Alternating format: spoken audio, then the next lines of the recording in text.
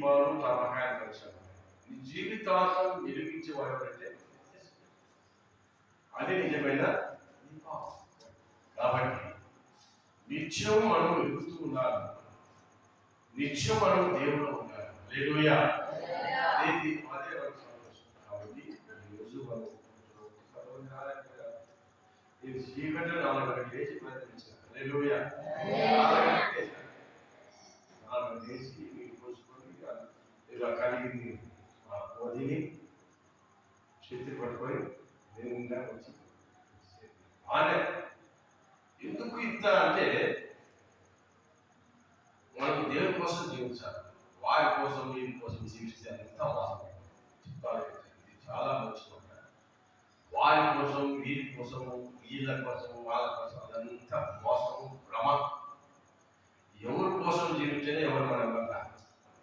ఏసై కోసం జీవిస్తే ఏసై మన కోసం సంబరపడతాం, చేసుకోవచ్చు. కానీ ఆయన కోసం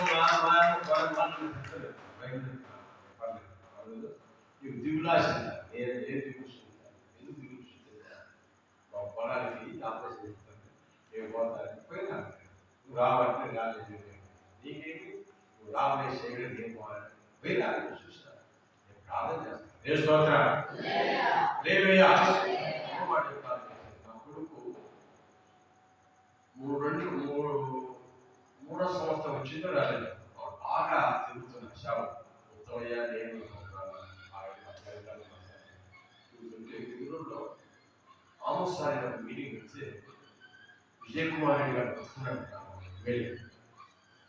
నేను తెలిసి ఊరికి లేవు శివుడు నుంచి పిలిచేవారు వస్తాను, శివుడు దాగు నేనేది బయట నేను సగం వేస్తే పోయినప్పుడు కావాలి నుంచి ఉరికిపోయింది మొత్తం పచ్చగా పెరిగి ఒంటికి వస్తే చక్కగా అవుతుంది.